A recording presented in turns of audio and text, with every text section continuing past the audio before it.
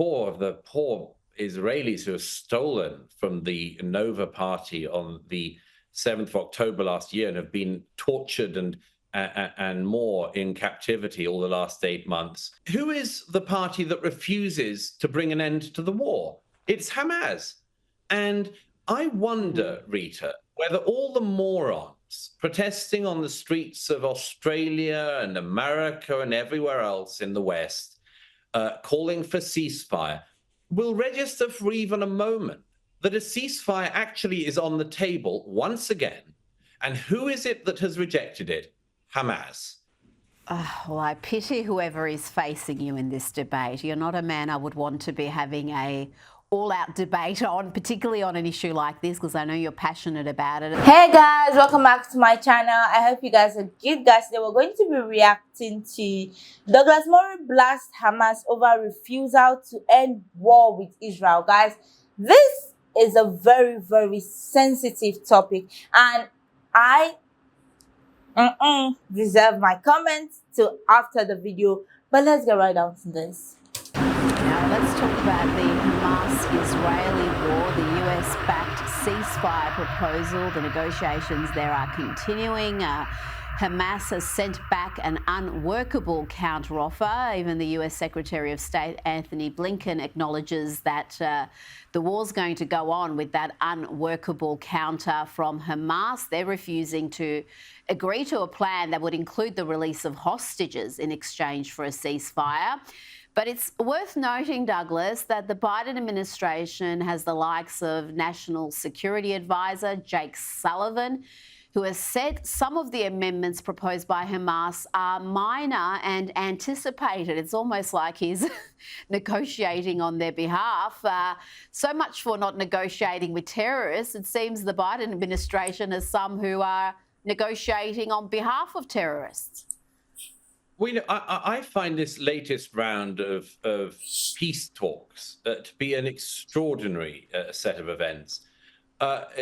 Israel is trying to get the remaining hostages back. It performed, or the IDF performed, Special Forces performed an extraordinarily impressive raid this past week in which they rescued four of the poor Israelis who were stolen from the Nova party on the 7th of October last year and have been tortured and more in captivity all the last 8 months. So the Israelis want to find a way, of course, to get the hostages back. With the Americans and other interlocutors, they've got this plan, and this plan would bring an end to the war.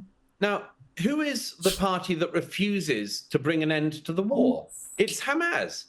And I wonder, Rita, whether all the morons protesting on the streets of Australia and America and everywhere else in the West, calling for ceasefire, will register for even a moment that a ceasefire actually is on the table once again. And who is it that has rejected it? Hamas. And you know, I wonder whether any of these morons will notice this. I doubt it. But if the war is going to go on, everybody can say now with 100% certainty, as you could for the last 8 months, the reason that there is no ceasefire is because of Hamas. Absolutely. Well, the morons, as you call them, marching in the streets in Australia, they never mention Hamas. It's almost like Hamas don't exist. And you are going to be involved in a debate next week where you will argue that anti-Zionism is anti-Semitism. Tell me why you think that is the case, because there are many on the left in particular who argue that being anti-Israel, being anti-Zionist is not the same as being anti-Semitic. And they point often to the fact that there are prominent Jews who call themselves anti-Zionists. Yeah, I'm going to keep my powder dry for Toronto on Monday night. But it's not giving it away. I'm not giving anything away. I mean, it's a topic that's incredibly important because just look at the way in which this word Zionist is now thrown around. I mean, the disgust with which it's thrown around, the way in which this word that describes this noble and wonderful concept of Jewish statehood is being used as a slur. And, you know, as I say, once again, I've seen it myself, saw it recently in Australia, in Melbourne and Sydney. You had protesters screaming about Zionists. Zionists, do they know what they're talking about? I don't think so. I do want to set the record straight on some of that. I think that this is an extraordinary moment where there should be a moment of clarity in the West about this. And instead, I think that we're seeing an explosion of bigotry. And I'm looking forward to getting into the weeds in Toronto on Monday. So I think it's sold out, but anyone who wants to come to Roy Thompson Hall, perhaps they can bribe their way to get a ticket. I don't know.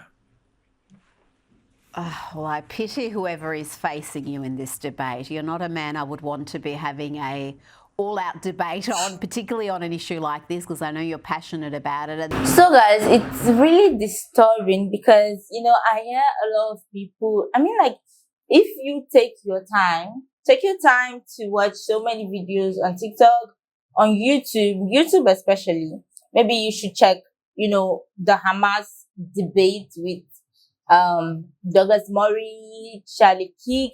You tend to see that a lot of these people, I don't know, but I feel like a lot of these people are brainwashed, because what exactly do you believe in? I mean, like, literally, okay, now, people are saying Israel attacked Hamas, and like they don't want to ceasefire, they want to keep going and causing trouble, and everybody's seeing Hamas as a bad guy. You know, they think Israel is trying to play victim.